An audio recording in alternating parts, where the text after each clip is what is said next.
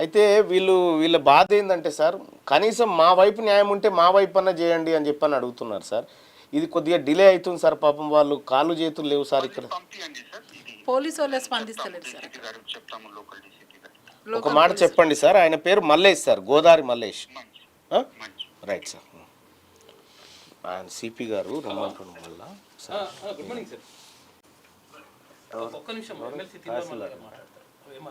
Hello తహసీల్దార్ గారు, నమస్కారం sir.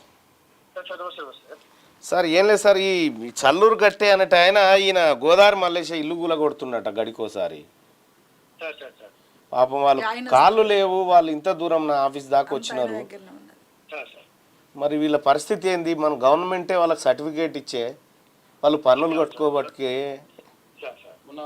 మరి ఈ కాళ్ళు లేని వాళ్ళని తిప్పుకుంటే ఎట్లా తహసీల్దార్ సార్? వీళ్ళకి న్యాయం చేయాలి కదా మీరు. మరి ఎప్పుడు చేస్తారు? సార్ ఆల్రెడీ అది రిపోర్ట్ కూడా ఇచ్చారు సార్. అది మన పోలీసు వాళ్ళు కూడా వాళ్ళకు అది చేశారు సార్, అంటే వెళ్ళొద్దు అని చెప్పారు. అయినా కానీ వాళ్ళు ఎవరు లేని టైంలో. అవును సార్, వీళ్ళ కాళ్ళు రెక్కలు లేనప్పుడు మనమే కాళ్ళు రెక్కలు కావాలి కదా సార్. మరి మీరు అక్కడ నిలబడి ప్రొటెక్షన్ పెట్టైనా వీళ్ళని బతకనియాలి కదా సార్, వికలాంగులు కదా సార్. మీరు దయచేసి కొద్దిగా దాని మీద దృష్టి పెట్టండి, మీ దగ్గర పంపిస్తాను. ఈ సమస్య ఖచ్చితంగా వారం రోజుల్లో పరిష్కారం కావాలి సార్. Right sir, okay.